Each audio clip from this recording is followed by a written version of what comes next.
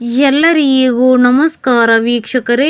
ನಾಳೆಯೇ ಖಾತೆಗೆ ಬರುತ್ತೆ 7,000 ರೂಪಾಯಿ. ಮೋದಿ ಯೋಜನೆಯಿಂದ ಭಾರಿ ನೆರವು. ಕೋಟ್ಯಾಂತರ ರೈತರಿಗೆ ಮತ್ತೊಂದು ಸಿಹಿ ಸುದ್ದಿ ಇದೆ.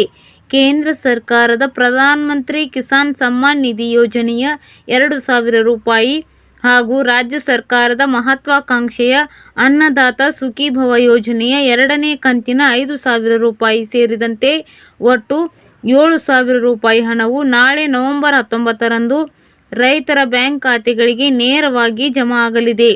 ಈ ಕುರಿತು ಆಂಧ್ರ ಪ್ರದೇಶದ ಕೃಷಿ ಸಚಿವ ಕೆ. ಅಚ್ಚೆನ್ನಾಯ್ಡು ಅವರು ಕೃಷಿ ಇಲಾಖೆ ಅಧಿಕಾರಿಗಳೊಂದಿಗೆ ದೂರವಾಣಿ ಮೂಲಕ ಸಮಗ್ರ ಪರಿಶೀಲನೆ ನಡೆಸಿದರು.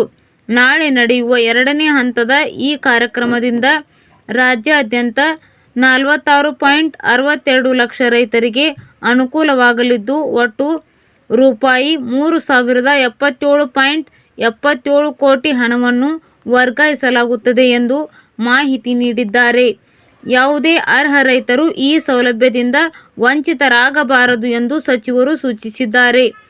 ನಿಷ್ಕ್ರಿಯ ಎನ್ಪಿಸಿಎ ಖಾತೆಗಳನ್ನು ಸಕ್ರಿಯಗೊಳಿಸುವುದು, ಎಲ್ಲ ಬ್ಯಾಂಕ್ ಖಾತೆಗಳು ಕಾರ್ಯನಿರ್ವಹಿಸುವಂತೆ ಖಚಿತಪಡಿಸಿಕೊಳ್ಳುವುದು ಮತ್ತು ಮೃತ ಫಲಾನುಭವಿಗಳ ಕಾನೂನು ಉತ್ತರಾಧಿಕಾರಿಗಳಿಗೆ ಪ್ರಯೋಜನಗಳು ತಲುಪುವಂತೆ ನೋಡಿಕೊಳ್ಳಲು ಅಧಿಕಾರಿಗಳಿಗೆ ನಿರ್ದೇಶನ ನೀಡಲಾಗಿದೆ.